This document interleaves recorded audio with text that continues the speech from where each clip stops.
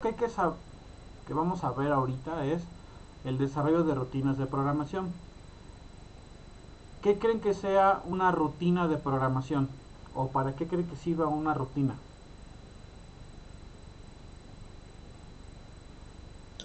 Para estructurar el código. Para estructurar el código, sí, en parte es para eso. Para ustedes, ¿qué es una rutina de algo? Es algo que se va a repetir constantemente, ¿no? O que ya tiene Exacto. Algo un que se repite, va sí. guiado. Una guía, es algo que se está repitiendo. Por ejemplo, los que hacen ejercicio o van al gimnasio hacen, no, tu rutina de ejercicio de determinados días y siempre haces las mismas, ¿no? Es una rutina, lo que vamos haciendo constantemente para llegar a un objetivo en común. Ok. Entonces, dentro de esas rutinas de programación o rutinas, hay algo que se tiene que ver y conforme vayan avanzando en los semestres se van a dar cuenta que cuando se quiere diseñar una aplicación para celular, un videojuego, un programa, una página web, hay que ver lo que es un análisis de requerimientos, es decir, qué necesito resolver y cómo lo voy a resolver, ¿sí? Con qué elementos cuento para resolverlo. Entonces, miren, un análisis de requerimientos es un estudio profundo de una necesidad tecnológica que tiene una empresa, organización o negocio. Ejemplo, a lo mejor usted, en una empresa requieren llevar el control de la asistencia del personal. Entonces dice, no, pues tengo un problema porque ya las tarjetas para checar ya no son viables, se gasta mucho. Necesitamos un sistema que el usuario o el trabajador cheque su asistencia, ya sea con el dedo o con una tarjeta, un código de barras, lo que sea, ¿no? Entonces, bueno, a partir de ese problema, porque partimos de un problema, tenemos que analizar cómo lo vamos a empezar a resolver, ¿sí? Ahí entra esa parte que es el análisis de requerimientos. Bueno, ¿qué requiero para resolver ese problema? En este proceso se realiza un análisis exhaustivo del sistema que se va a desarrollar, es decir, ¿qué necesito resolver? ¿Cuáles serían mi problemática? ¿Cómo lo voy a empezar a resolver? ¿Qué es lo que tengo que estar estructurando? ¿Sí? ¿Cuál es el objetivo, bueno, el resultado que quiero obtener, etcétera? Ese es un proceso. Esta parte hay dentro del desarrollo de sistemas, hay una parte que se llama el análisis de datos. Todo eso que nosotros vemos, por ejemplo, en un punto de venta, como donde nos cobran cuando vamos a comprar algo, todo eso lleva un proceso. Esa parte de ese proceso, que es la primera parte, es un análisis de requerimientos. Obviamente aquí en la materia no lo vamos a ver a profundidad. O sea, yo nada más les voy a poner un ejemplo, o sea, necesito que me saques la raíz cuadrada de un determinado número. ¿Sí? Es un requerimiento, ¿sí? El problema, ¿cómo lo van a resolver? Pero bueno, ya enfocándonos a algo más a fondo o más grande, en una empresa o cuando se necesita realizar una aplicación, siempre se necesita hacer un análisis de requerimientos. Con este análisis se logra reconocer y atender cuáles son las verdaderas necesidades que el sistema debe solucionar. En el ejemplo que les puse, por ejemplo, es solucionar que el personal cheque de manera correcta su entrada y su salida. Punto. Entonces, eso es un análisis de requerimientos. Véanlo así como el problema, ¿no? Bueno, tengo un problema, ¿cómo lo voy a resolver? Y a partir de ahí yo ya empiezo a analizar cómo se hace el proceso, o sea, normalmente cómo se hace y cómo voy a trasladar ese proceso a manera que un sistema o un equipo o una computadora lo resuelva. Ok, ¿hasta aquí alguien tiene alguna pregunta?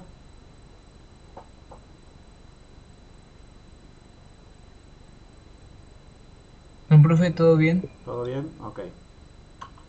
Bueno, ahora, ¿alguien me puede decir qué es un algoritmo?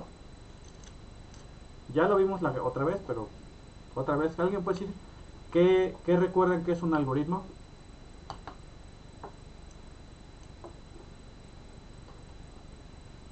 Un conjunto de pasos ordenados para solucionar un problema. Exactamente, conjunto de pasos. ¿Cuántos pasos? Los que sean, no importa, va a depender del algoritmo. Entonces es un conjunto de pasos, efectivamente, para resolver un problema. Un algoritmo informático es un conjunto de instrucciones definidas, ojo con eso, ordenadas y acotadas para resolver un problema o realizar una tarea. Hay muchas definiciones de algoritmos, pero bueno, aquí ya esta segunda parte ya me estoy basando en un algoritmo. No, Mande. perdón la tardanza, pero es que Teams no me dejaba conectar. ¿Ya pasó lista? No, todavía no. No te preocupes. Ah, bueno, gracias. Ok, de nada. Ok, entonces bueno, esta parte es un algoritmo visto desde el punto de vista, por así, informático. ¿Sí? Cómo se definen las instrucciones, tienen que llevar un orden. Recuerden que normalmente los algoritmos llevan una secuencia, ¿sí? Y deben ser acotados, o sea, deben hacer específicamente algo. No pueden hacer otra cosa que para los que no están hechos. Las tres partes de un algoritmo son la entrada, o en inglés se llaman input, dice es cuando información que le damos al algoritmo con la que va a trabajar para ofrecer una solución. Recuerden que les comenté que siempre todos los algoritmos tienen tres partes o tres elementos. Una entrada, que es cuando se introduce la información. Un proceso, que son las operaciones que tiene que realizar para procesar esos datos. Salida. Y la salida, que la salida es cuando se muestra el resultado. Ejemplo, les puse lo de la calculadora. Si queremos hacer una operación con unos números, en la calculadora introducimos el número o los números, presionamos el botón del operador y cuando lo apretamos, ya sea que apretemos el igual o automáticamente me da el resultado. Entonces internamente la calculadora hace el proceso, por ejemplo, sacar la raíz cuadrada, y ya pongo el número, le digo raíz cuadrada y automáticamente él hace ese proceso y me obtengo la salida en la pantalla, ¿sí? Todos los sistemas van a ser así. Cuando ustedes, por ejemplo, en WhatsApp mandan un mensaje, es un sistema. Entonces ustedes introducen un texto, que sería la entrada. Cuando ustedes le dan enviar, el proceso es que lo manda, ¿sí? Llega a otro lado, al servidor de WhatsApp, y después la salida es de que ya llegó. Bueno, de hecho mandaría dos salidas. Una salida es a ustedes, indicando que el mensaje ya llegó, ¿sí? Como lo vemos con la palomita o las dos palomitas. Y bueno, a la otra persona también le llega una salida, o mejor dicho, una entrada, y esa entrada es cuando él puede ver lo que le mandamos, ¿sí? Entonces así siempre va a pasar. Ahora, hay una parte que no viene aquí porque no viene especificada, pero bueno, se tiene que, la voy a mencionar en este momento. Hay una parte en los algoritmos o en los sistemas que se tiene que almacenar la información. O sea, todos van a tener de cajón entrada, proceso y salida. Pero la mayoría de los sistemas, ¿sí?, tienen una parte que es el almacenamiento. ¿Por qué creen que sea importante el almacenamiento?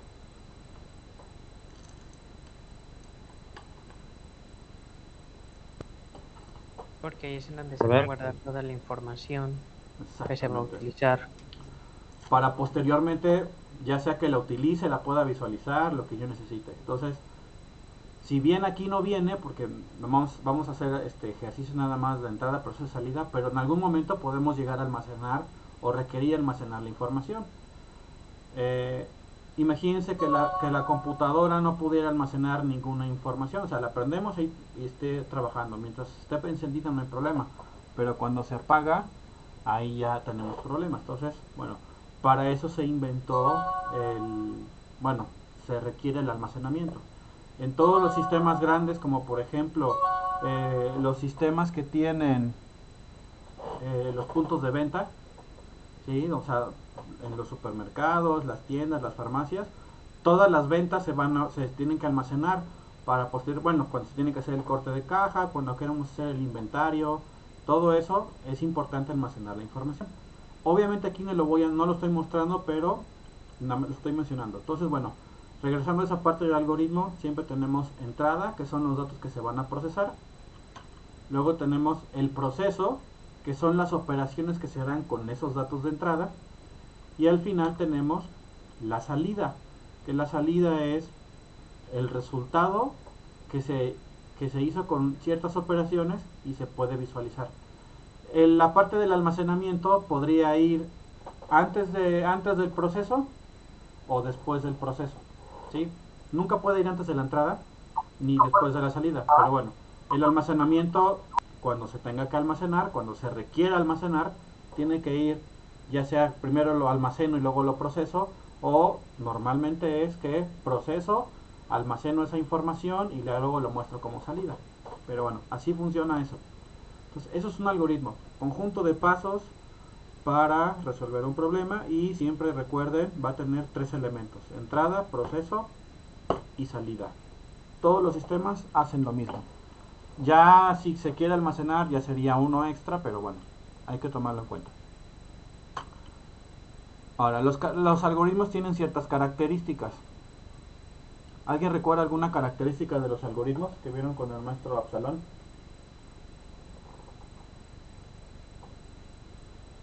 Es que tienen que ser eficientes, ¿no? Eficientes. Ok, bueno, vamos a verlos cada uno. Esa es, de hecho es una de esas. Ok, los algoritmos deben ser precisos, es decir, deben ser objetivos sin ambigüedades, que lo que digan sea claro y me diga, ah, mira, este algoritmo hace tal cosa. No que parezca que hace una cosa y hace otra Cuantitativo. completamente diferente. ¿Mande? Tienen que ser también cualitativos o Cualitativos. cuantitativos o cuantitativos. Ok. De ahí tenemos que tienen que ser ordenados. Todos los algoritmos, como ya lo vimos al principio, deben de tener una secuencia de los pasos que van haciendo. Es como una receta de algún, bueno, de un platillo. Bueno, pues a lo mejor si yo quiero hacer arroz, hay gente que primero pone, bueno, se tiene que poner el arroz, luego le echas agua, lo vas cociendo, etcétera, ¿sí? O por ejemplo, para hacer un sándwich, bueno, no, no lo armas y al final le pones la mayonesa. Primero pondrías el pan, la mayonesa, y ya le vas poniendo los elementos. Entonces, bueno, los algoritmos deben ser ordenados, es decir, sus pasos deben de tener una secuencia para poder llegar a esa solución. Ahora, ¿cuántos pasos puede llegar a tener? Ya va a depender de mucho de la persona que lo esté haciendo. Hay gente que dice, no, pues yo hago tal cosa en 5 pasos. Y hay gente que dice, no, pues yo lo hago en 10 pasos, pero están más detallados los pasos. Pero bueno, al final se llega a esa solución. Entonces, por eso un algoritmo debe ser ordenado.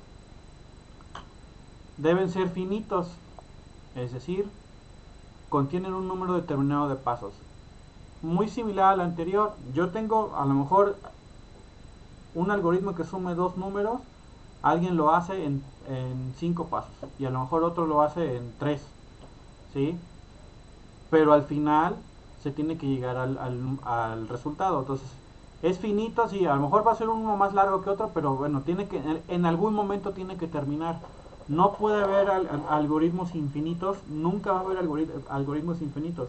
Imagínense que fueran infinitos los algoritmos o el problema, ¿sí? Nunca se iba a poder terminar, y entonces ahí podríamos llegar a tener problemas, porque ahí a eso le llaman que se te cicló el programa o se te cicló el sistema. Es algo infinito, nunca va a terminar, entonces en algún momento tiene que estar acabando. Eso hay que tomarlo en cuenta. Ahí entra un poquito la lógica, eso ya más adelante lo vamos a ir viendo.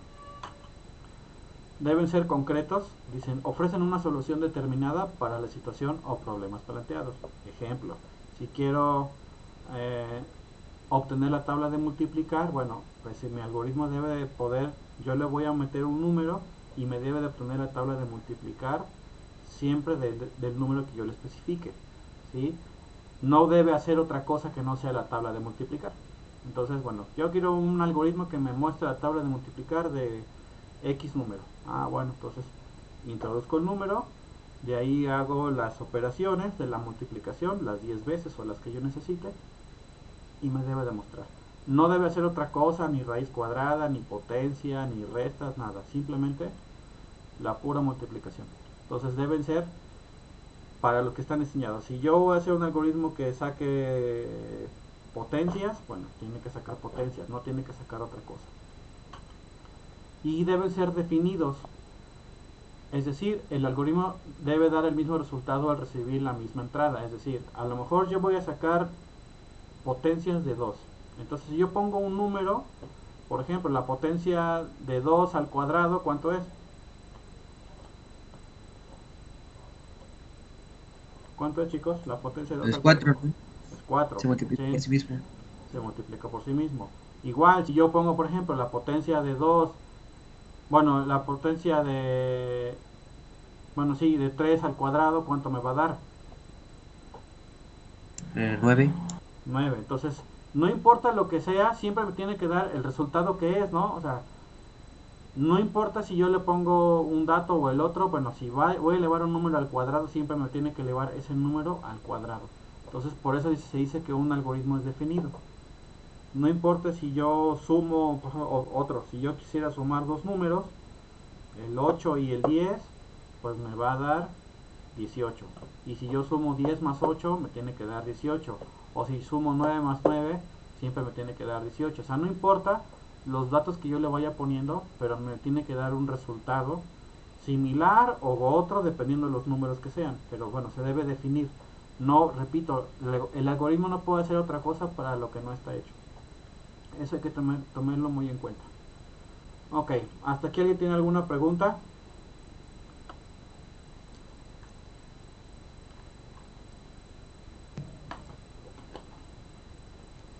No, profe, todo ¿No? claro. Ok. No. Ahora, vamos con pseudocódigo. ¿Alguien me puede recordar qué entiende o qué... Sí, bueno, qué entiende por pseudocódigo?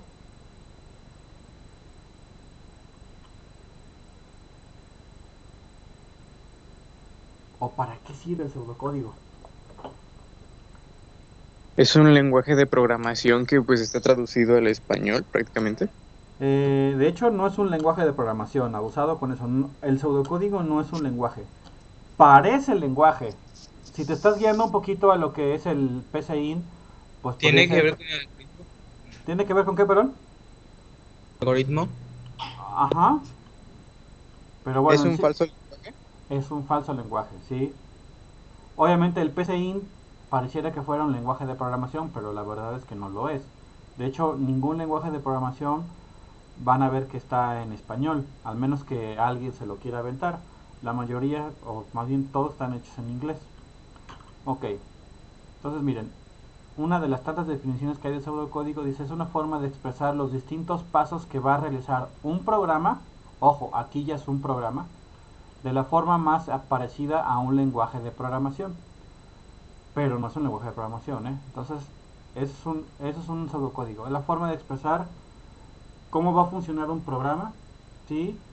Pero de forma parecida a un lenguaje de programación, pero con ciertas palabras. En este caso serían las en español: escribir, leer, hacer, no sé, las que tenga, las que son verbos más que nada.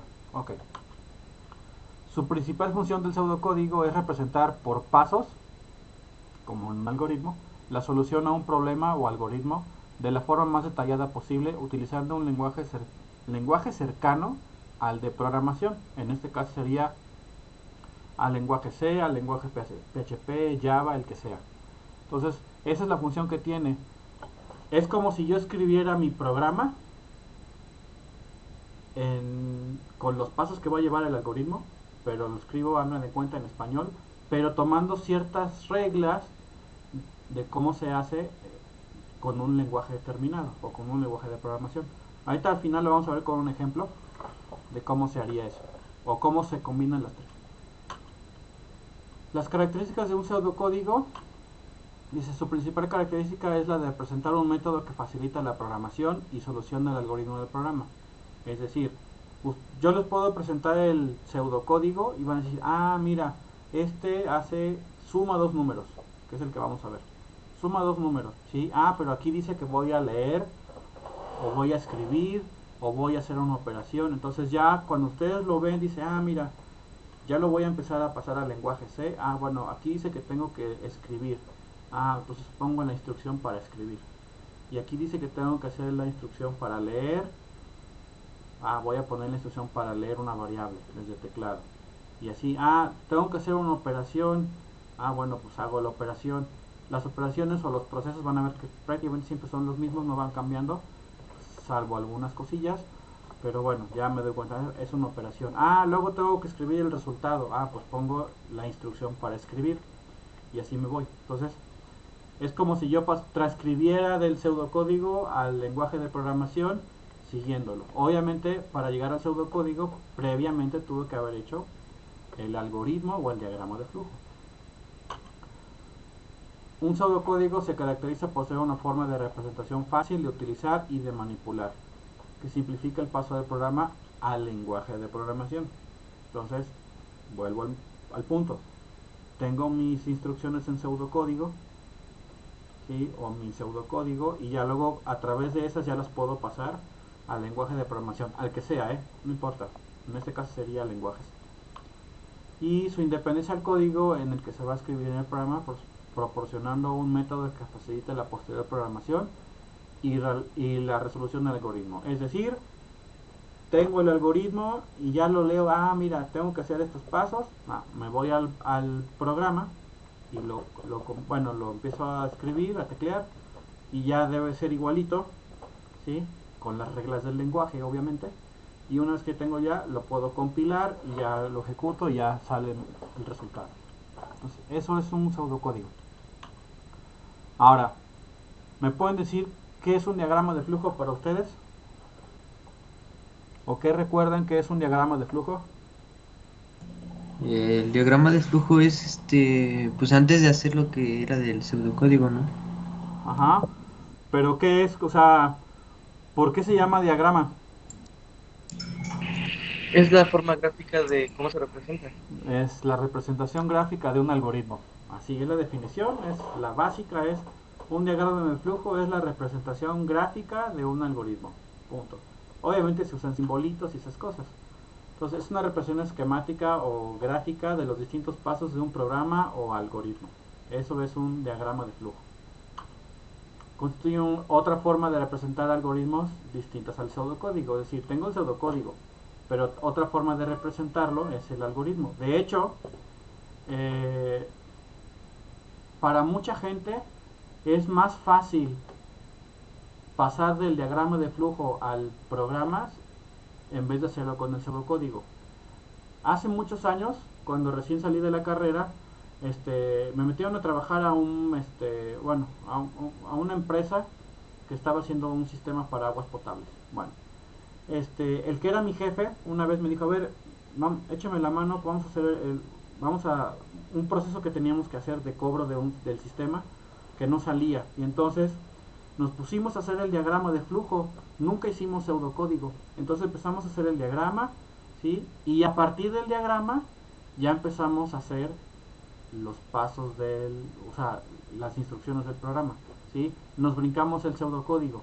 No quiere decir que siempre se lo tengan que brincar. Hay gente que dice, no, pues hago el diagrama de flujo y luego el pseudocódigo y ya luego me aviento el programa. O hay gente que omite hacer el diagrama de flujo, pero hace el pseudocódigo y de ahí se hace el programa, ¿sí? Pero bueno, ya es como el programador o diseñador se vaya acostumbrando, pero bueno, en lo personal, a mí me gusta más hacer el diagrama de flujo y ya luego el código, ¿no? Pero bueno, es esa cuestión de cada quien. Pero bueno, entonces esa es una forma de representar el diagrama de flujo, el algoritmo es con el diagrama de flujo, con formas. Ok, sirve de forma complementaria en el proceso de creación de la estructura de un programa, como ya se había comentado. Entonces, eso es. Ok, para la creación de diagramas de flujo se utilizan unos símbolos y normas de construcción. Las normas tengo que utilizar ciertas formas o dibujos o formas al principio, otras al fin, etc. ¿Alguien recuerda las formas? ¿Cuál es la primera?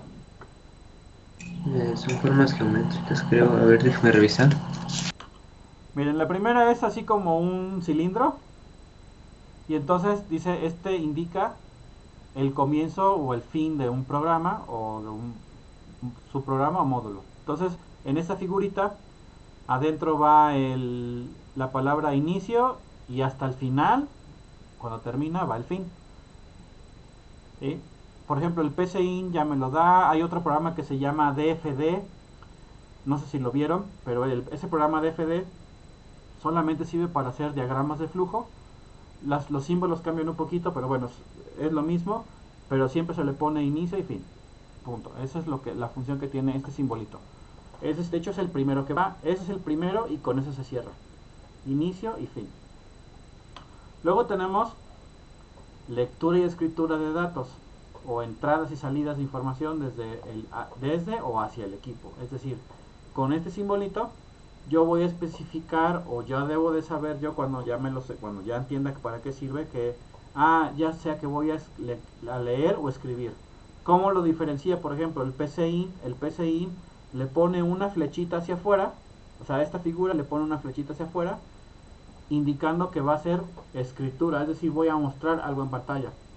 Y cuando trae una flechita hacia adentro, significa que se va a leer desde teclado el valor para una variable. Entonces, para eso sirve este simbolito. Luego tenemos el rectángulo, que es para un proceso. Un proceso, chicos, es una operación aritmética, o también puede ser una asignación. Es decir, una asignación es cuando tengo algo del lado derecho, le asigno a algo que está del lado izquierdo, que normalmente es una variable. No le puedo asignar a un número otro valor, eso no se puede. A una variable le tengo que asignar un valor. Entonces, el rectángulo sirve para hacer un proceso. Un proceso es una operación o una asignación. Pero una asignación o una operación aritmética. Suma, resta, multiplicación, división, raíz cuadrada, potencia, lo que yo necesite hacer.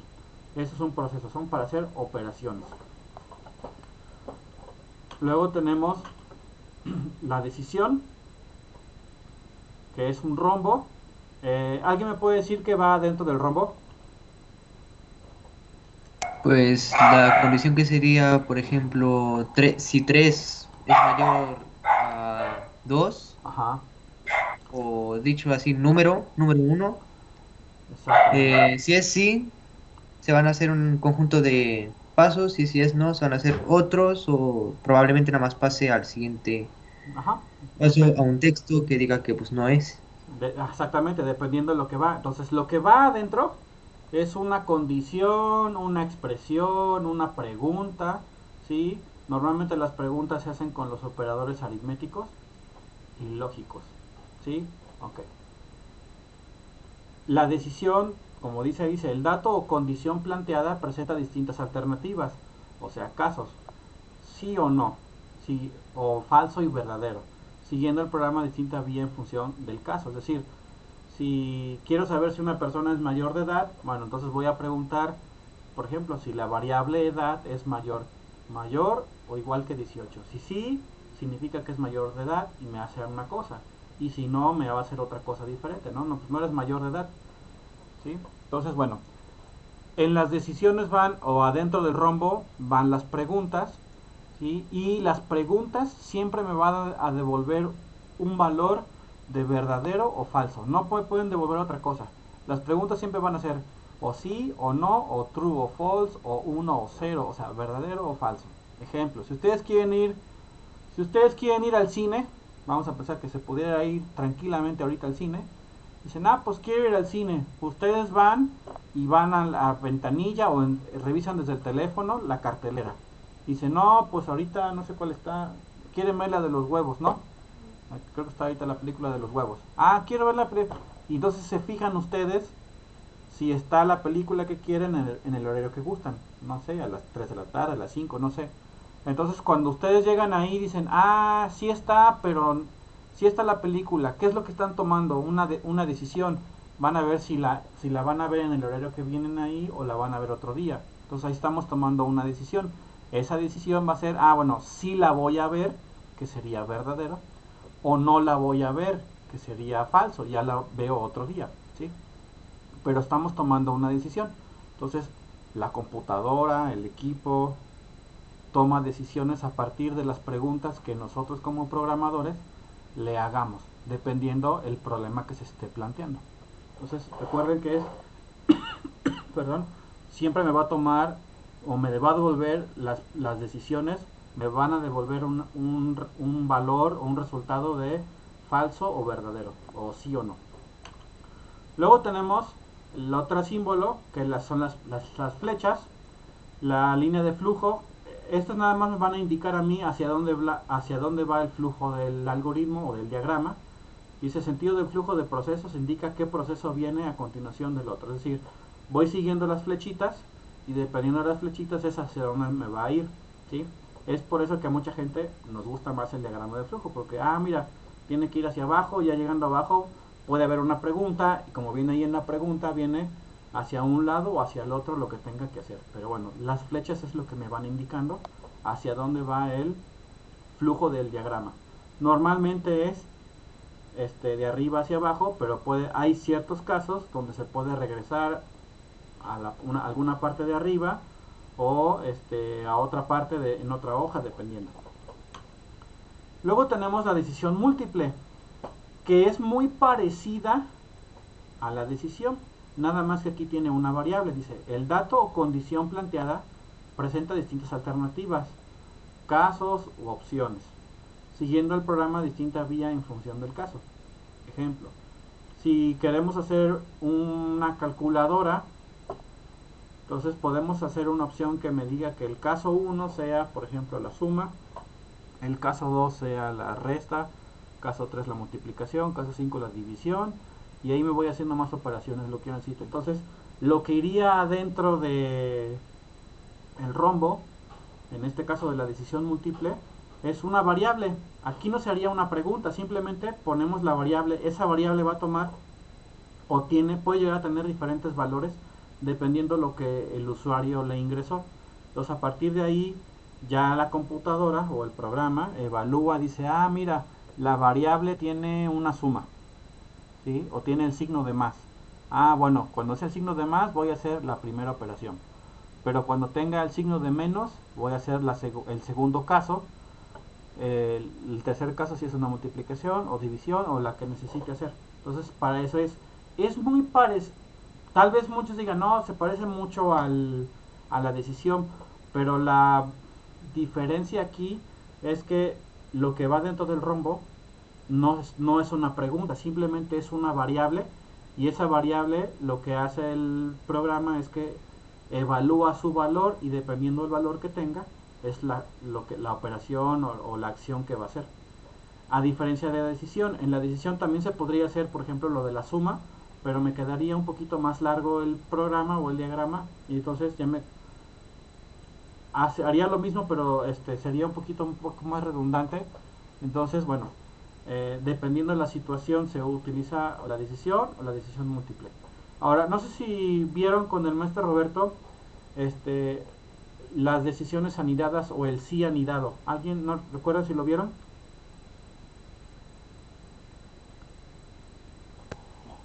¿Cuál, perdone? El sí anidado, así le llaman. Sí anidado, es decir, un sí dentro de otro, o otra pregunta dentro de otra. Sí. ¿Sí lo vieron? Ok. Creo que sí, pero, bueno, yo lo hacía así. Ajá, de hecho eso se utiliza mucho, ¿no? El sí anidado, obviamente dependiendo del problema se utiliza el sí anidado, pero bueno, en el sí anidado se podría utilizar como si fuera una decisión múltiple, pero va a depender mucho de el problema que se quiera resolver, el cómo lo resuelva el programador, porque no todas las personas resolvemos los problemas de la misma manera. Tal vez tengamos ciertas partes de la lógica, pero nadie lo resuelve igual, ¿sí? Ok. Entonces, bueno, esa es la decisión múltiple. Y tenemos el conector, que el conector nada más se utiliza normalmente cuando se hace en papel o en un pizarrón o algo. Dice, el conector indica a través de una referencia, una letra, un número o un texto que va dentro del círculo, donde debe continuar un diagrama de flujo que se interrumpe. Es decir, si yo lo estoy haciendo en papel y ya no me cabe, ya llené la hoja, entonces al final pongo el conector, o sea, el círculo, y dentro del círculo hay gente que le pone letras, hay gente que le pone números, etcétera.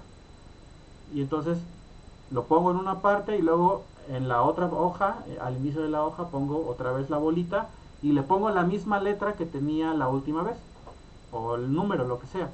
Y entonces ya sé, cuando alguien esté leyendo el diagrama de flujo, dice, mira, aquí hay un conector, que aquí, buscas la bolita, mira, aquí continúa y ya sigue el programa, ¿sí? Repito, esto nada más se utiliza cuando se hace en papel. Los programas como el PCIN o el DFD ya no los utilizan porque obviamente se puede hacer muy extenso y no hay problema por ello. Pero bueno, ese es el diagrama, el conector Es el uso que tiene, para conectar una parte con otra cuando ya no cabe en una hoja. Y por último, que esto es muy importante, tenemos un módulo independiente. Ok, ¿qué es un módulo independiente? Es cuando se van a hacer funciones o procedimientos. Ok, ¿qué es una función o un procedimiento? Ahorita de manera breve es un bloque de código que hace algo en específico. Ok, lo voy a leer esto, dice, recibe un módulo independiente, recibe distintos nombres como subprograma, subrutina, proceso, procedimiento, función, etcétera, ¿sí? Son los más comunes que se van a encontrar. Dice, al llegar a esta parte, o sea, en el diagrama de flujo, cuando encuentran este símbolo, dice, el programa pasa a ejecutar todas las instrucciones contenidas en la subrutina, es decir, este cuadrito trae unas instrucciones que tiene que hacer algo en específico, y una vez que las termina, le va a regresar el control al programa principal. Es decir, hagan de cuenta que la subrutina o el módulo independiente es como si estuvieran trabajando en equipo. Entonces a lo mejor alguien va a ser el líder del equipo. A ver, yo voy a empezar a trabajar esto. Y entonces hay alguien del equipo que es muy bueno dibujando. Entonces esa persona que es muy buena dibujando, oye, hay que hacer unos dibujitos de tal cosa. Ah, aviéntatelos tú. Entonces esa persona sería el módulo independiente que dibuja. O sea, sería el proceso, procedimiento, lo que sea. Él hace el dibujo y una vez que ya terminó esa persona el dibujo, le va a regresar el control a la otra persona que está llevando todo el procedimiento principal. Así funcionan los módulos independientes o funciones o procedimientos. Cuando llegan ahí el control, dicen, tengo que hacer tal cosa. Ah, bueno, y ya sé que esa cosa se tiene que hacer. Cada vez que se manda a llamar, hace lo mismo. Regreso al ejemplo de la persona que dibuja. Oye, hay que hacer otro dibujo. Ah, mira, dile a fulanito que es el que sabe dibujar, que lo haga. Y entonces ya sabes que esa persona es la que dibuja. Le dices, oye, hay que hacer esto. Dibújalo. Lo dibuja y lo regresa. Y así se va. Esa es la función. O, por ejemplo, alguien que fuera muy bueno para redactar. Oye, hay que redactar. Hay una persona o un módulo que es para redactar, ¿sí? Entonces, esos son los módulos independientes. Esta parte de los módulos lo vamos a ver más adelante, porque es muy importante que sepan para qué sirve una función o un procedimiento, un subprograma, porque así es más fácil desarrollar o resolver el problema. Mucha gente lo hace por módulos. Hay que hacer una función que haga tal cosa, hay que hacer una función que haga que me saque la raíz cuadrada o que me haga tal cosa. Entonces es más fácil. Entonces dividimos el problema en varias partes y ya al final las unimos y ya tenemos un todo. Y eso es mejor. Ok. ¿Hasta aquí alguien tiene alguna pregunta?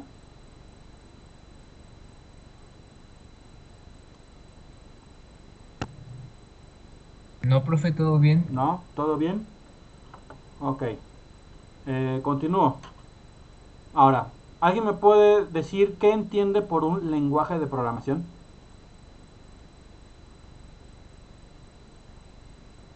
¿Qué creen que sea un lenguaje de programación? ¿O para qué sirve? Porque ¿Puede ser en la forma en la que escribir el algoritmo? Pero el algoritmo lo podría yo escribir con pseudocódigo o con diagrama de flujo. ¿Es como el lenguaje de nosotros para el software? O sea, que utilizamos. El lenguaje de nosotros, mejor, a Desarrollar ver, programas. perdón, Para desarrollar programas es, bueno, o aplicaciones. programas o aplicaciones, ok. Hay muchos Ok. lenguajes de programación, bueno, veo que tienen la idea, es la forma en que le vamos a dar las instrucciones a la computadora o al dispositivo. Dice, un lenguaje de programación es un lenguaje de computadora que los programadores utilizan para comunicarse, ojo con esa parte, y para desarrollar programas de software, aplicaciones, páginas web, scripts, etcétera, u otros conjuntos de instrucciones que sean para que sean ejecutadas por los ordenadores, computadoras, como quieran. Entonces el lenguaje de programación es la forma en que yo le voy a decir a la computadora o a la aplicación que tiene que hacer una determinada cosa. No todos los, o sea, todos los lenguajes sirven para eso, para darle a la computadora instrucciones. Pero la manera de aplicar o decir, darle esas instrucciones va a variar de un lenguaje a otro. Como les comenté, el lenguaje C es como el abuelito de todos, ¿sí? Muchos están basados en lenguaje C, lo van a ir viendo ahorita, bueno, lo van a ir viendo en el módulo, y en otras materias, cuando en cuarto semestre lleven programación orientada a objetos, van a ver que, por ejemplo, Java salió prácticamente de C, obviamente con sus variantes, PHP también, Python. Hay muchos lenguajes que son muy parecidos al lenguaje C, pero todos el propósito es decirle a la computadora, haz tal cosa. ¿Cómo lo va a hacer? Bueno, hay que decirle las instrucciones, o sea, hay que estar tecleando las instrucciones. Las instrucciones pueden parecer, pero luego la sintaxis, o sea, cómo están conformadas entre un lenguaje y otro, van a llegar a variar. Entonces, por eso es muy importante que cuando se empieza a programar, o antes de empezar a programar, el programador ya tenga bien marcado la parte del algoritmo. O sea, tienes la idea, mira, voy a hacer un programa que haga, no sé, que me muestre la lista de 5,000 personas y que me diga quiénes son mayores de edad, o lo que sea, ¿no? Entonces, yo ya tengo el algoritmo y ya sé, bueno, lo tengo que hacer con estas partes así, y luego tiene que hacer esto, y así me voy. Bueno, ya tengo la lógica de cómo lo voy a resolver. Ahora, ¿con qué lenguaje lo voy a hacer? Pues dependiendo el que más te acomode o el propósito, porque hay algunos que son mejores, algunos lenguajes son mejores para páginas web, o para internet, o para aplicaciones de escritorio, o para dispositivos móviles, dependiendo. Pero en todos la lógica va a ser la misma, porque ya tengo el diagrama hecho. Entonces ya, mira, tengo que hacer esto. Lo voy a hacer para teléfonos celulares. Bueno, buscas un lenguaje de programación que sea más fácil de manejar para para teléfonos celulares. Y entonces cada lenguaje tiene sus reglas, ¿sí? O sea, sus instrucciones, su sintaxis. Nada más es cuestión de aprendérselas, pero la lógica ya uno ya la tiene, ya la manejó.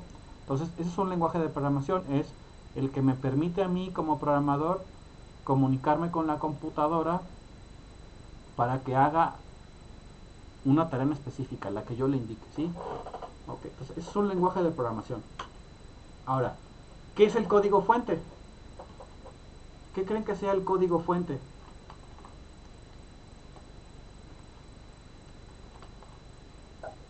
Pues sería el tipo de formato, bueno, los códigos que utiliza pues el programa.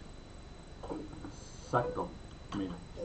Es un archivo o conjunto de archivos que contienen las instrucciones. El código fuente son las órdenes o las instrucciones. Muestra esto en pantalla, lee un valor o haz algo. El código fuente son las instrucciones tal cual, escritas en un lenguaje de programación, el que sea, que posteriormente compilan, eso se va a quedar de tarea y te les explico, compilan uno o varios programas. Es decir, nosotros ya tenemos el diagrama de flujo, ya tenemos el algoritmo, ¿sí? O el pseudocódigo, y ya tengo la idea de cómo lo voy a hacer. Ahora tengo que pasarlo a la computadora, ¿sí? O tengo que decirle a la computadora que haga eso. Bueno, me tengo que fijar cuál lenguaje es el óptimo para hacer determinada tarea, ¿sí? Recuerden, no todos son buenos para todo. Algunos son más buenos para web, otros son para aplicaciones de escritorio, para aplicaciones de celular, etcétera. Bueno, entonces ya que digo, pues lo voy a hacer para aplicación de, bueno, para montar en una computadora, o sea, como programa instalable. Bueno, pues ya que elegí el programa, bueno, lo empiezo a hacer. Entonces, lo que estoy haciendo, o sea, las instrucciones, es el código fuente. Eso se guarda en un archivo. Entonces, cuando ustedes dicen, oye, ¿me pasas el código fuente de la calculadora? Entonces le pasan el archivo en el lenguaje que lo hicieron, y ya lo van y lo compilan. Y ya una vez que lo compilan, se ejecuta y ya pueden ver que la computadora haga esa parte. Entonces, el código fuente no es otra cosa más que el archivo donde están las instrucciones para que la computadora realice algo. punto. Eso es el código fuente. El código fuente va a variar de, bueno, qué tan largo o corto sea el código fuente, va a depender mucho de la complejidad del programa y de la prisa del programador para realizarlo. Pero bueno, ese es el código fuente, las instrucciones que se le tienen que dar a la computadora en un determinado lenguaje de programación. Punto. ¿Hasta aquí alguien tiene alguna pregunta de qué es código fuente?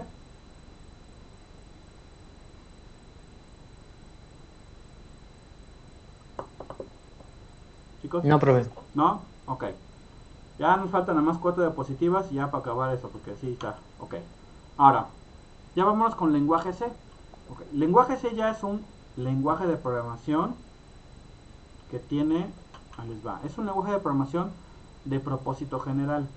¿Qué significa que sea de propósito general? Se pueden hacer muchas cosas con lenguaje C.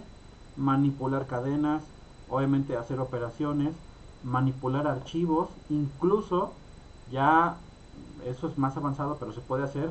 Se puede trabajar directamente con memoria, ¿sí? Y hacer muchas cosas con eso. Muchos programas, videojuegos, incluso sistemas operativos están basados en lenguaje C. Es decir, yo puedo agarrar, por ejemplo, Linux. No sé si, supongo que has escuchado que es Linux, es un sistema operativo. Entonces, parte del kernel del sistema operativo de Linux está hecho en lenguaje C. Entonces, si ustedes son unos buenas en lenguaje C y le saben, dicen, a ver, yo puedo modificar el Linux, a ver, ya empiezan a buscar el código fuente, o sea, los diferentes archivos donde viene ciertas partes del sistema operativo y yo los puedo modificar. Entonces, por eso se dice que es un lenguaje de programación de propósito general. Se pueden hacer muchas cosas con él. En la actualidad se utiliza, sí, obviamente hay ciertas variantes, o sea, le han ido agregando con el tiempo muchas cosas, pero bueno, el lenguaje C es como que el abuelito o el papá de todos los lenguajes. Incluso hay otro que digo no se ve, pero bueno, ya no se utiliza, que es más o menos son del mismo tiempo que el lenguaje C cuando salió, que se llama Pascal. Pascal también es un lenguaje de programación, también es muy sencillo. Tiene ahorita actualmente hay una variante de Pascal que se llama Delphi. Sí, Delphi es la variante. Pero bueno, es muy parecido. Las instrucciones de escribir y leer son palabras en inglés, write y read. Y tiene sus variables, también se declaran variables, etcétera. Pero bueno, no se utiliza tanto ya. Pero el lenguaje C es el más común porque la mayoría de lenguajes están basados en él, en su sintaxis y todas esas cosas que vamos a ir viendo. Sus instrucciones son muy parecidas a otros lenguajes, como ya les comenté, incluyendo sentencias como el if, el else, el for, el do y el while. Lo que es Java, PHP, Python, C Sharp, que es otro lenguaje, son igualitos. Entonces, ustedes saben hacer el if, o el if, el else, el for, el do while, el while en lenguaje C. Cuando lo vean en Java o en PHP van a ver que son igualitos y no hay problema. Por eso son instrucciones muy parecidas. Y tiene incluidas librerías de funciones que pueden ser incluidas haciendo referencia a la librería que las incluye. Bueno, lo que ven en la imagen es un ejemplo de un programa hecho en lenguaje C. Ok. Ahí hay esa del print, ahí te explico que es una librería. Bueno, ahí va explicado, ahorita vemos la sintaxis del programa, o sea, cómo está estructurado un programa. Pero bueno, ahí vienen los tipos de valores, las instrucciones, el print, que es como imprimir, es para mostrar en pantalla. Luego tenemos el if, que es para hacer la pregunta, que sería el sí. Luego tenemos el else. Tenemos por ahí también ven una instrucción que se llama scanf, que es para leer desde teclado, o sea, se queda esperando a la computadora que el usuario teclee un valor, etcétera. Se hacen operaciones, como viene aquí. Aquí está el asterisco, donde dice euros son pesetas. ¿Sí? Ahí viene un asterisco que sería una multiplicación, y bueno, una división, etcétera. Entonces, es así más o menos, bueno, es un programa en lenguaje C. Hay otras sintaxis más fácil, que es la que vamos a estar utilizando, pero bueno, es un programa en lenguaje C. Recuerden, es un lenguaje de propósito general. Se pueden hacer muchas cosas. para poder trabajar. Ok, vamos ya con la última parte. ¿Cuál es la estructura básica de un programa en lenguaje C? Ahorita vamos a ver nada más la parte más elemental de un programa en lenguaje C. Entonces, bueno, aquí ese yo lo hice. Entonces, miren, siempre al principio de un programa en lenguaje C, siempre al principio tienen que ir las bibliotecas o las librerías. Ok, son los encabezados y son archivos o ficheros con la extensión .h. Por ahí van a ver que hay alguno que no lleva algunos no llevan .h, pero bueno, la mayoría van a llevar un .h. Esos .h lo que tienen adentro, dice, en ellas se almacenan las funciones que trae el lenguaje propio, o las funciones nuestras se les llaman librerías. Ok, dan potencia al programador y podemos realizar los programas con mucha potencia y facilidad de código. Es decir, para que yo pueda utilizar a las instrucciones de lectura, escritura, funciones aleatorias, funciones matemáticas, tengo que declarar siempre hasta arriba las bibliotecas o las librerías o los encabezados, ¿sí? Si yo no las agrego, yo no voy a poder trabajar. ¿Cómo es que funcionan? Cuando escribimos el programa, si no le ponemos donde dice el gatito include, que es como inclúyeme este archivo, si yo no se lo pongo, lo que va a hacer es que el compilador, que es el que lee el programa para ejecutarlo, si no encuentra esto, no va a hacer nada. Pero cuando llegue abajo, dice, oye, aquí me estás poniendo una instrucción que dice que, no sé, para imprimir pantalla, pero yo no la conozco. ¿Por qué no la conoce? Porque le faltaría la biblioteca o la librería que él conoce para poder imprimir en pantalla o leer. Entonces, si no se la ponemos, va a mandar un error. Igual, si quiero utilizar una función para sacar la raíz cuadrada, que ya existe, hay una biblioteca que se llama mat.h, o sea, mat de matemáticas, ¿no? Entonces, si yo pongo la instrucción para hacer operaciones, la raíz cuadrada, y yo se la pongo, pero no puse la biblioteca, me va a mandar un error. Así, ¿sabes qué? Lo que me pusiste aquí abajo yo no lo conozco. Entonces tienes que declararlo. Ah, es un error. Tengo que poner la biblioteca y ya puedo usar en este caso, la librería de matemáticas para poder sacar la raíz cuadrada. Y así sucesivamente. Hay librerías para muchas cosas. Muchos programas, en específico Java, que también es un lenguaje de programación, tiene muchas bibliotecas o librerías para muchos propósitos. Entonces, cuando queremos hacer algo en Java, mando a llamar la biblioteca, y ya cuando ejecuto el programa, ya dice, mira, si aquí está la biblioteca que quieres para utilizar tal cosa. Entonces, para eso es las bibliotecas, no olviden, ¿sí? De cajón siempre hay una que vamos a estar utilizando, y ya dependiendo lo que se vaya haciendo, ya sea que utilicemos las matemáticas, hay unas para el tiempo, para sacar cosas aleatorias, otras para el sistema, para poner pausa, etcétera. Ok. ¿Queda claro que es una biblioteca o un encabezado? Chicos, Sí, ¿sí? creo que eso es al principio para que Sí, incluya las... siempre. Y ojo, a ver, ojo con esto, que bueno, no se los he mencionado. Este lenguaje es sensible a mayúsculas y minúsculas, es decir, la mayoría de las instrucciones van en minúsculas, alguna que otra van en mayúsculas, pero la mayoría son en minúsculas.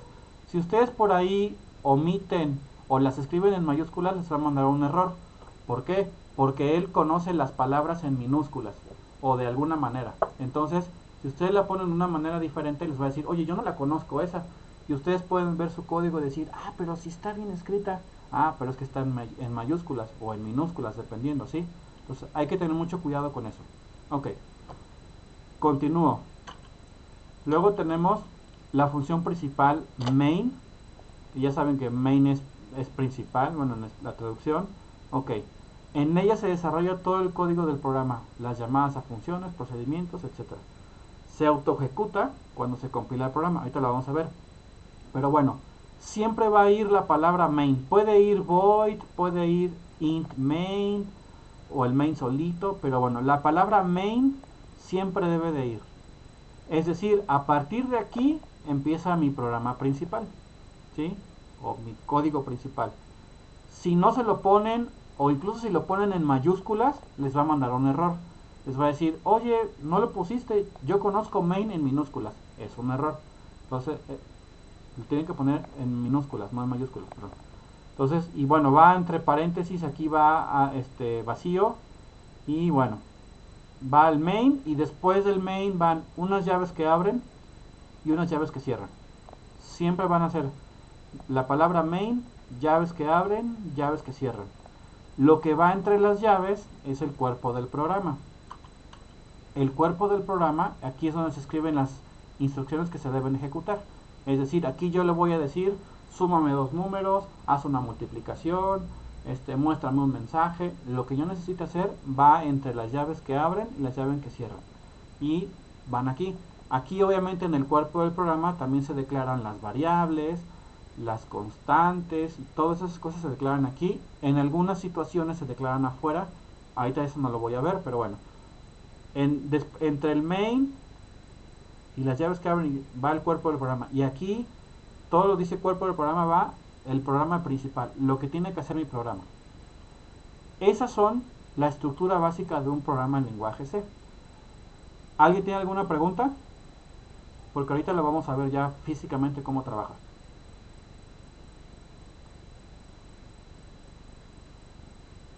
Chicos. Siempre antes del void, maestro, se pone... Siempre antes del main se pone un void, maestro. No necesariamente. Mira, ustedes pueden agarrar y yo les puedo decir, háganme un programa que haga, no sé, tal cosa. Y entonces ustedes pueden buscar en internet, ya debe venir en internet, lo buscan y ya. Aquí está, maestro, mi programa. Ok, ojo, hay gente que le pone void. Void significa nada, o sea, es como nulo. Hay gente que le pone la palabra int, pero si le pones int tienes que regresar un valor. Ahí te explico esa parte. Pero siempre va a ir el main. Yo en lo personal, yo estoy acostumbrado a ponerle el main solito. No va a pasar nada, ¿sí? Pero algunos editores o compiladores del lenguaje C son muy estrictos. En especial el que se utiliza para celulares, sí me manda un error si yo no le pongo, si le pongo el main solito. Perdón, me va a mandar un error. Pero bueno, eso lo vamos a ir viendo poco a poco. Pero bueno, respondiendo a tu pregunta, ¿siempre debe ir void? No necesariamente. Hay gente que le pone int, main. O yo le pongo normalmente el main solito y no pasa nada. No sé si respondí tu pregunta. Sí, maestro, gracias. ¿Sí? Ok. Bueno, entonces lo que vamos a ver ahorita... Bueno, a ver, explico ahorita de manera rápida. Ok. Lo que está del lado izquierdo, que dice algoritmo suma dos números, obviamente está hecho en PCInt. Ese es un pseudocódigo. Y entonces aquí el pseudocódigo, esto es como si fuera el inicio, esto sería el fin. Entonces aquí esto es para definir las variables. Voy a definir tres variables porque mi algoritmo es que me sume dos números y me muestre el resultado de la suma. Ok. Entonces lo voy a definir, bueno, quiero que me definas la variable n1, la variable n2, la variable res, que va a ser para el resultado, y bueno, en PCInt le digo que sea como entero. ¿Alguien sabe qué es un valor entero? Que no tenga decimal. Exactamente, muy bien, que no tenga decimales. Si yo le pongo decimales, lo que va a hacer que me lo va a cortar. O sea, si pongo 5.3, nada más me deja la parte entera, o sea, el 5. Ok, bueno. Entonces, mis tres valores van a ser enteros. Ok, mis tres variables. Después aquí dice un mensaje o la instrucción, dice escribir, es decir, voy a mostrar en pantalla algo. Y me va a decir, teclea el primer número. Y después aquí le pongo leer. Aquí se va a quedar esperando que yo introduzca un valor. Una vez que lo tecleo y le doy un enter, se pasa a la siguiente línea y hace exactamente lo mismo. Me muestra un mensaje y me dice leer el número 2 y ya quedó. Después de que leo el número 2 y presiono enter, internamente la computadora hace esto. Esto sería el proceso. Esto sería mi entrada. Esto sería mi proceso.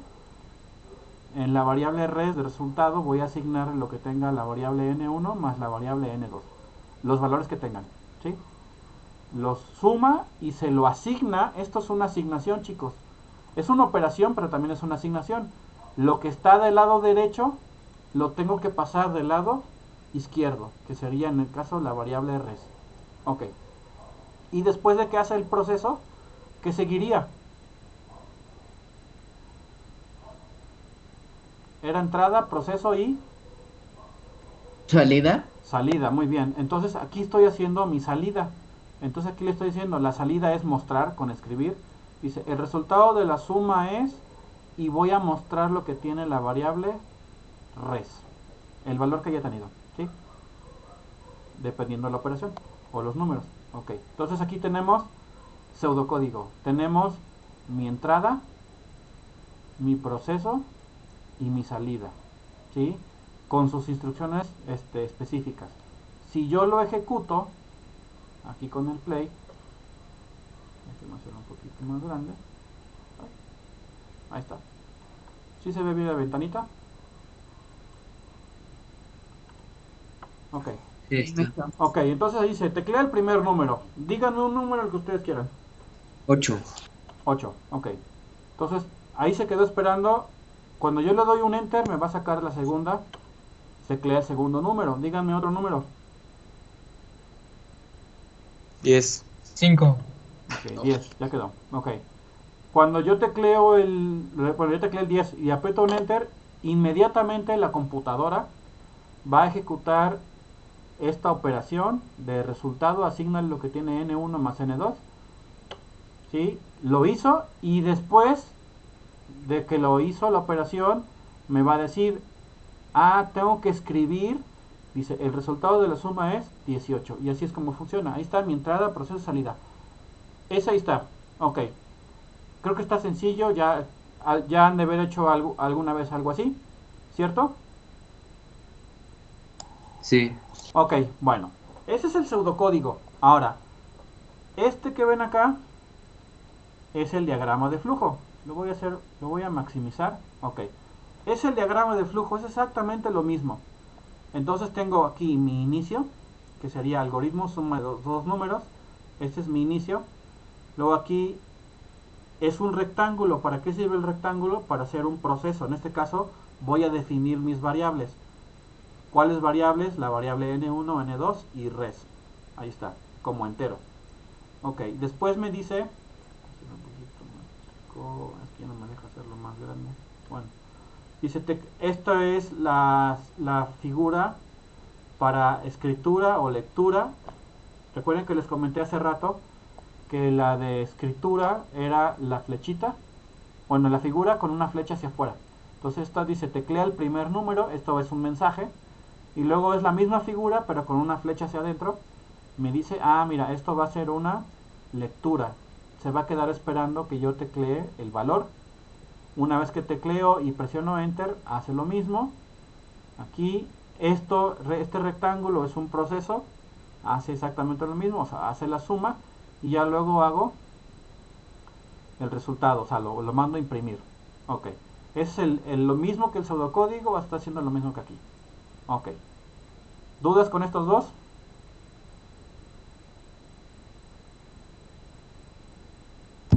No. ¿No? Ok, eso ya lo tiene que tener pues más o menos entendido porque lo vieron el semestre pasado. Ok, ahora, este que ven aquí a la derecha es un programa hecho en lenguaje C. Y lo voy a dejar aquí con este para que vean las similitudes. Ok, entonces, la primera parte tengo que agregar la biblioteca. En este caso, esta biblioteca que se llama IOStream no utiliza el punto H. ¿Sí? Ok. Después, para poder utilizar estas instrucciones, el cout, el cin, se utiliza este. La próxima semana les voy a explicar qué es. ¿Sí? Los nombres de espacios. Está fácil de entender, pero bueno, ahorita no me quiero enfocar en eso. No los quiero confundir con tantas cosas. Ok, entonces, esto es para poder utilizar los nombres de espacio, que sería el cout, el cin y otras. Ok. Entonces aquí va mi biblioteca. Después va la palabra main. Observen que este main no tiene la palabra void como hace rato. Y mucha gente hace esto. Le pone el int main y no pasa nada. ¿Sí? Yo en lo personal estoy acostumbrado a hacerlo así. A mí cuando me enseñaron, a mí me dijeron, no, pues ponle así, el int main, y al final le pones uno que se llama return 0. ¿Por qué? Porque como esto es un entero, el programa me tiene que regresar un entero, o sea, un 0, el que sea, ¿sí?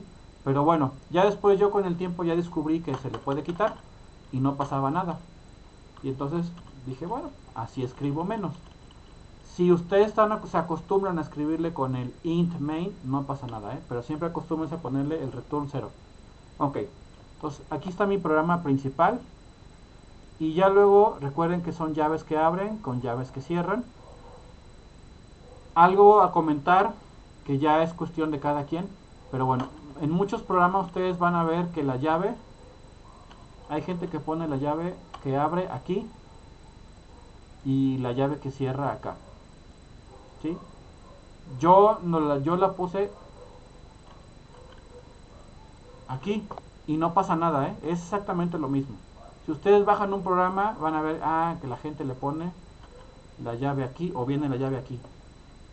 Java, mucha gente en Java lo pone así. A mí en lo personal, porque yo lo pongo acá y no junto del paréntesis, porque como yo soy medio de lento aprendizaje, yo me perdía mucho. Cuando empecé a programar me enseñaron con las llavecitas, entonces yo me perdía mucho. Y entonces al que era en ese caso, en ese tiempo mi maestro, le dije, oiga, ¿puedo poner la llave abajito? No pasa nada. Me dice, no pasa nada, mientras sea la llave que abre con la llave que cierra, no pasa nada. Entonces yo en lo personal van a ver con mis códigos que la llave que abre está alineada con la llave que cierra, ¿sí? Y puede haber más llaves aquí y siempre van a ver que están alineadas una llave con otra, ¿sí? Yo lo hago así. Si ustedes ponen la llave acá junto, no pasa nada y va a funcionar. Pero sí, siempre tienen que tomar en cuenta lo siguiente. El mismo número de llaves que abren es el mismo número de llaves que cierran. Si ponen una más o una menos, el programa les va a mandar un error. Le va a decir, oye, falta cerrar una llave. Ok. Entonces, aquí tenemos la llave que abre con la llave que cierra. Esto es todo lo que está aquí marcado, que les acabo de marcar. Es mi programa principal. ¿Sí? Ok.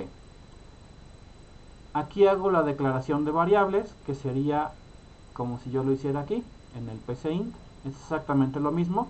Quiero que se fijen que la sintaxis es diferente, pero bueno, esto de int me está indicando que es un valor entero, como viene aquí. Como viene aquí, esto es un entero. Integer es un entero, ¿sí? Las variables son las mismas, ¿sí? Separadas por comas. Y algo muy importante, fíjense que aquí en lenguaje C se le pone un punto y coma. Este punto y coma, la única función que tiene es un delimitador, es decir, lenguaje C sabe que aquí terminó esta instrucción y la que sigue es otra diferente. Aquí hay otra, aquí hay otra, aquí hay otra y así se va. La gran mayoría llevan puntos y comas al final, en lenguaje C. Hay otras como el if, o sea, el si no lleva, etcétera. Pero bueno, eso lo vamos a ir viendo. Pero siempre recuerden poner punto y coma. ¿Qué pasa si no les ponen un punto y coma? Les va a mandar un error. Ahorita lo vamos a sacar el error. Ok, bueno, entonces declaro mis variables. Esta instrucción es para escribir o mostrar en pantalla, que sería el equivalente al escribir. Y entonces aquí lleva comillas o comillas dobles, aquí también. Cout lleva dos signos de menor y entre comillas el texto que quiero mostrar, que es exactamente el mismo que puse acá. Teclea el primer número, cierro las comillas y cierro el punto y coma, ¿sí? Fíjense que las sintaxis son parecidas, ¿sí? Luego va el cin, que es el equivalente a leer. Entonces voy a leer. Este in es de entrar y este out es de salir, más por eso, más para que lo tengan ahí como comentario. Entonces ahora se ponen dos signos de mayor y leo o pongo la variable que quiero leer. En este caso sería n1. Aquí está n1, es exactamente lo mismo. Estas de aquí son exactamente la misma que la anterior. Instrucción de lectura, de escritura y luego de lectura. Después va la operación, que sería el proceso. n1 más n2 se lo voy a asignar a la variable res. Es exactamente lo mismo, ¿sí? Con la diferencia obviamente que aquí lleva un punto y coma. Una vez que hizo este proceso, aquí voy a hacer mi salida con la instrucción cout, que es para salir o mostrar, y le digo, el resultado de la suma es, que es este mismo que está aquí. El resultado de la suma es, y bueno, aquí lo separé con una coma. Aquí no se separa por comas, aquí para seguir escribiendo en la misma línea pongo dos signos de menor, que es para escribir, y nada más le pongo la variable res, que es como está aquí, y obviamente va el punto y coma, y al final ya nada más pongo la llavecita que cierra. Ok, ya vieron las similitudes entre el pseudocódigo, que es el que está del lado izquierdo, y el código fuente del lenguaje C. Ya vieron que son prácticamente lo mismo, chicos. Sí. ¿Alguien tiene Nada alguna? más que pues con diferentes palabras, ¿no? Pues, Ajá, o sí, obviamente sí. son palabras en inglés. Aquí, como les había puesto en la presentación, déjenme buscarlo rapidito. Aquí en esta imagen, aquí viene la palabra print, que también se utiliza, la podemos utilizar, pero se utiliza otra biblioteca diferente. Eso lo vemos la semana que entra, pero bueno, así funciona. Entonces, el punto que quiero que vean con esto es la similitud, ¿sí? Entonces, esto es pseudocódigo, y dicen, pues sí, entonces, como dice la definición de pseudocódigo, es muy parecido al lenguaje de programación, pero con palabras en español, ¿sí? O palabras de nuestro idioma, ¿sí? En este caso es de español. Entonces, si yo tengo este código así, en pseudocódigo, pues ya sería para mí muchísimo más fácil pasar al lenguaje de programación. Obviamente me tengo que aprender las reglas del lenguaje de programación. Por ejemplo, en este caso del lenguaje C, pues hay que llevar puntos y comas, tiene que ir ciertas palabras como el main, la declaración de variables es, bueno, es una variable entera y van separadas por comas. Para escribir hay una sintaxis para poder escribir en pantalla o mostrar, para leer también, etcétera, y así me voy, ¿sí? Ok. ¿Cómo lo ejecuto? Ya esto ya lo voy a maximizar. ¿Cómo lo ejecuto esto en lenguaje C? Bueno, aquí viene este cuadrito, bueno, hay tres: compilar, ejecutar y compilar y ejecutar. Bueno, ahorita lo voy a hacer así rápido. Ya la semana que entra, ya que hayan hecho la actividad, les explico qué es compilar. Entonces miren, esto de compilar y ejecutar, simplemente lo va a empezar a leer el programa, y entonces aquí me dice,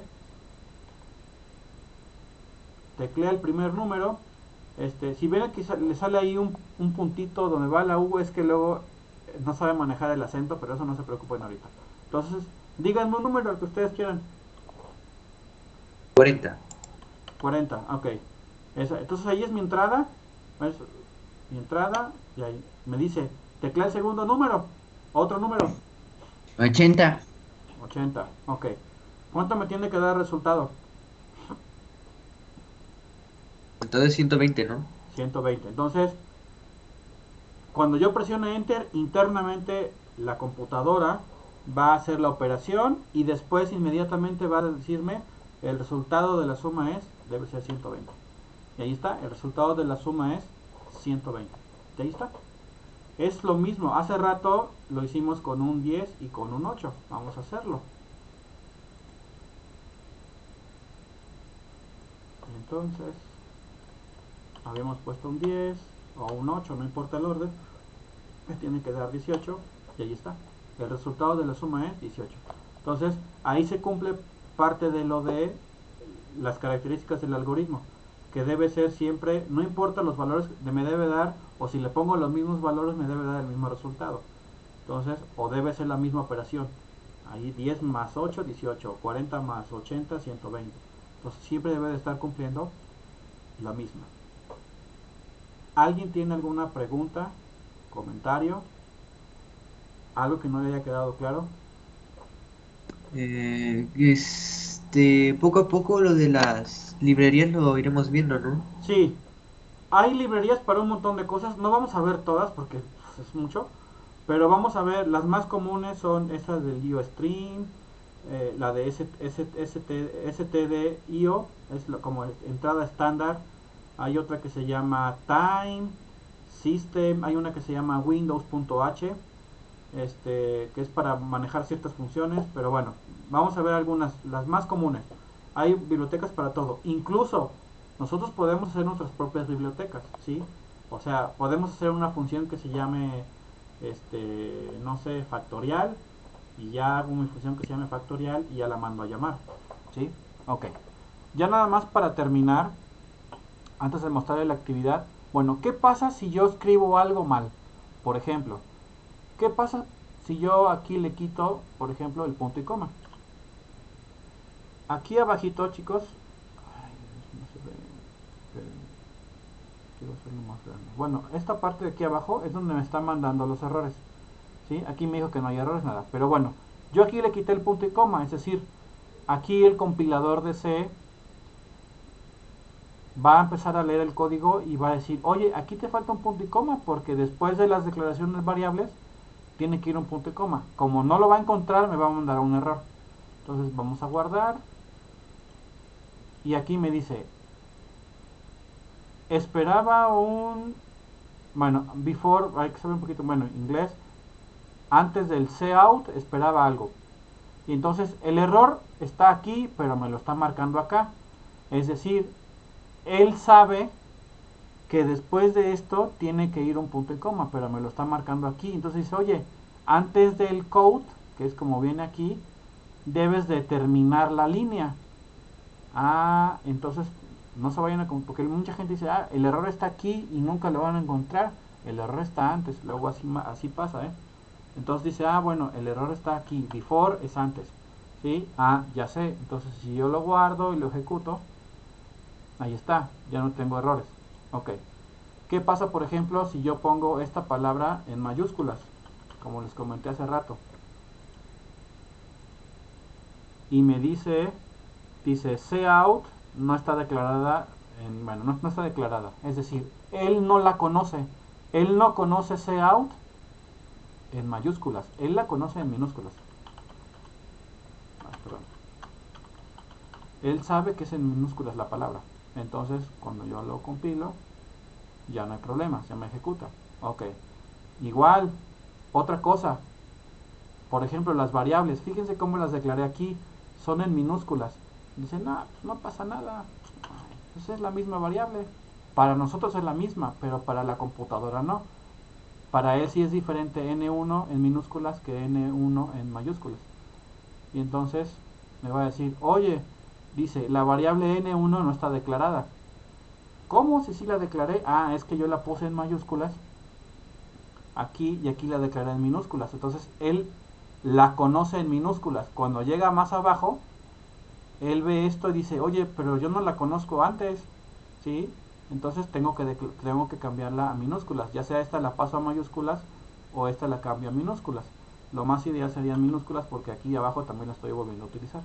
Entonces, lenguaje C es sensible a mayúsculas y minúsculas. Tengan mucho cuidado con eso, porque si no luego van a tener muchos errores y luego dicen, hijo, ¿cuál es el error? Entonces siempre fíjense muy bien cómo declaran las variables, las instrucciones. Una práctica que yo les recomiendo es, por ejemplo, yo siempre estoy acostumbrado a declarar mis variables en mayúsculas, siempre, porque así ya sé que las variables en mayúsculas o las palabras que están en mayúsculas siempre van a ser variables, ¿sí? Para distinguirlas de las instrucciones. Pero bueno, eso es cuestión de cada quien. No pasa nada si es mayúsculas o minúsculas, pero sí hay que tener cuidado con ese tipo de cuestiones. ¿Alguien tiene otra pregunta o duda? Chicos. Antes de hacer eso, se usa el namespace siempre. Cuando vas a utilizar No, el de arriba, el using namespace. ajá, ok, por eso, mira, cuando vayas a utilizar el cout y el cin, tienes que utilizar los nombres de espacio, ¿sí? La semana que entra les voy a explicar, es que eso está un poquito más, o sea, es largo de explicar, no está tan complicado, pero está largo de explicar, ¿sí? podemos utilizar la otra, pero es que la otra instrucción tiene más, la sintaxis es más larga y se pueden llegar a parar. Esa es la más fácil, ¿sí?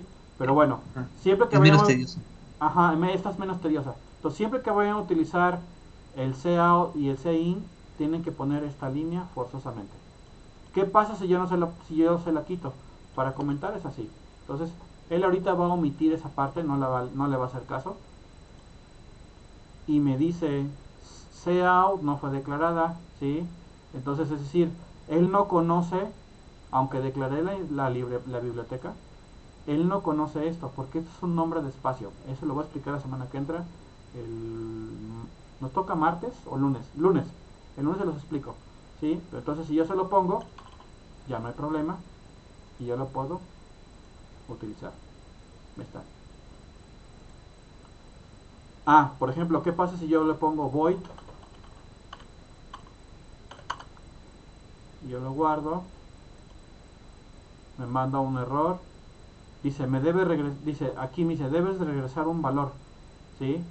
Porque cuando yo le antepongo esto, aunque void es nulo, tengo que regresar algo. Entonces yo le pongo return 0, por ejemplo. Me sigue mandando el error. Entonces, como no tiene que regresar aquí algo, tengo que ponerle int main, porque va a regresarme un valor y ya no hay problema. Entonces yo, como les comenté, yo se lo quito, porque ¿para qué estoy escribiendo algo si no me va a regresar nada? Entonces se lo puedo quitar. Si le dejo así y le pongo return 0, ¿qué creen que pase? Nada, no pasa nada. Pero bueno, escriben de más. Yo no quiero escribir de más. Pero bueno, es la cuestión. Y bueno, otra pregunta, duda, comentario que tengan.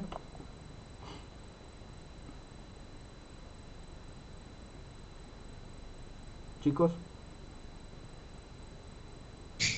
Oiga, profe, yo quería preguntar sobre lo de las bibliotecas, algo así que dijo eso, ¿cómo es? Ok, mira. Estas bibliotecas le sirven al programa para poder hacer cosas, ¿sí? Por ejemplo, mira, voy a hacer aquí, vamos a elevar al cuadrado un valor. Por ejemplo, n1 lo vamos a elevar al cuadrado. Entonces, hay una función que se llama POW, que es potencia. Y entonces POW lleva dos parámetros. Eso ahorita, bueno, no lo expliqué tanto, pero bueno. 2, por ejemplo, a la 3. ¿Sí? Y tengo que asignárselo. Vamos a asignarle aquí x. Aquí vamos a declarar la variable x porque no está declarada. Ok. Vamos a poner aquí. Nada más para que veas.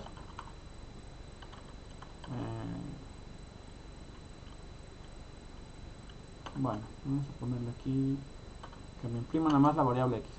Ok. Entonces, esto es entrada aquí. Bueno, él me va a marcar un error aquí. Va a decir que él no conoce esto, POW. Porque POW es una función que se llama para elevar un número a una potencia determinada. ¿Qué número? Quiero elevar el 2 a la 3. ¿Cuánto es 2 a la 3? ¿Alguien sabe? ¿Cuánto es 2 a la 3? 12, No, es cierto. 16. Pero 2 a la 3 es 8, chicos. 2 por 2, 4 por 2, 8, abusados. Ok, bueno, entonces él me va a marcar un error porque, oye, si yo no conozco esto, entonces, porque no tengo la biblioteca para las matemáticas o para funciones matemáticas. Y entonces, mira, aquí está, me dice POW, está muy chiquito, es que no se puede hacer más grande. Dice POW no está declarado. Ay, no está declarado, pero ¿por qué no está declarado? Porque no le he dicho dónde encontrar la palabra POW, ¿sí? O la función POW. Entonces, si yo pongo aquí gatito, quiero que me incluyas, y entonces hay una función que se llama mat.h.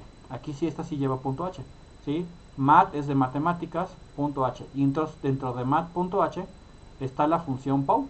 Y ya él sabe que POW lleva dos parámetros. Y aquí me falta el punto y coma, perdón. POW lleva dos parámetros y tiene que hacer la operación. Ok. Guardo. Y entonces me dice, teclea el primer número. Vamos a ponerle un 4 y un 5. Y me dice, el resultado de la suma es... No, bueno, no es 98, es 9 y luego la potencia es 8. A ver, vamos a bajarle aquí la línea, espérenme.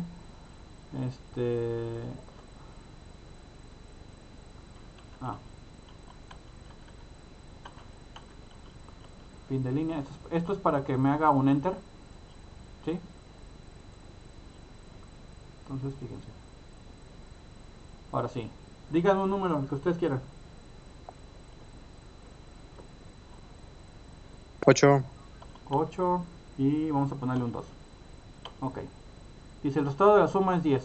¿Sí? Y luego, él dice que tiene que mostrarme aquí el valor de X. Y el valor de X internamente, ¿cuál fue? Bueno, 2 a la 3 es 8. Ahí está el 8. Ah, está, sí.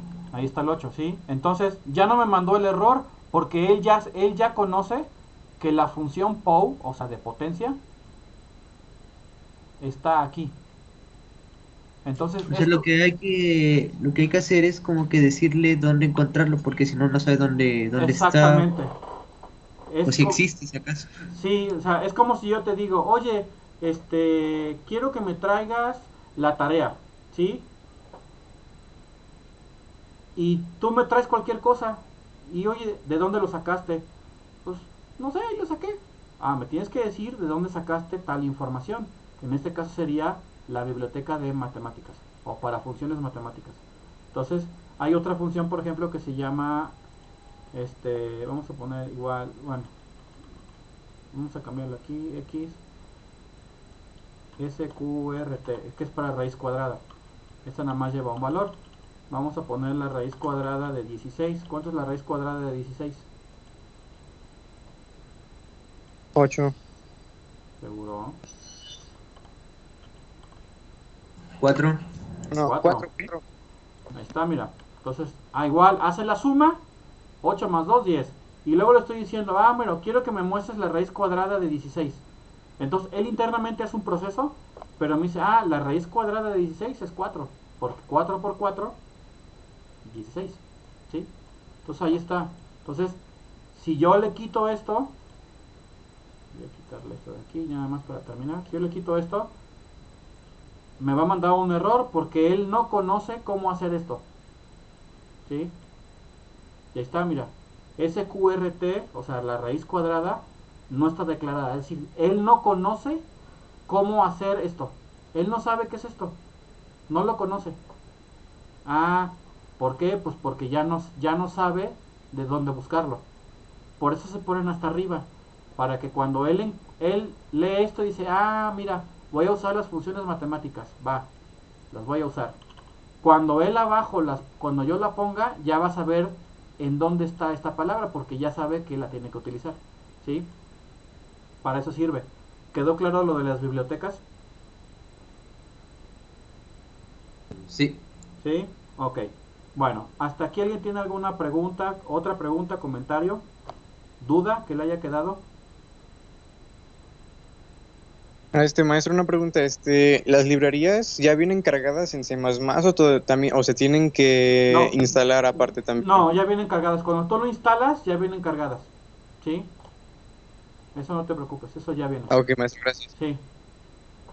Vuelvo, nada más como punto. Nosotros podríamos hacer nuestras propias librerías, obviamente. Hay algunas cosas que no vienen hechas. Dices, no, pues yo quiero hacer una función que me saque el factorial o que me haga la tabla de multiplicar de X número. Yo puedo hacer mis propias bibliotecas y las mando a llamar y ya se acabó. Eso lo vamos a ver más adelante, pero bueno. Respecto a tu pregunta, las bibliotecas, las básicas, ya vienen cargadas, nada más hay que saber qué hace cada una y mandarla a llamar, ¿sí? Y ya. Obviamente la de Mat trae más operaciones, no nada más trae esas dos, trae más. Hay otras de System, diferentes para hacer números aleatorios, etcétera, ¿sí? Pero bueno, ya vienen cargadas. Ya si uno quiere hacer sus bibliotecas en específico, las podemos hacer. Ok.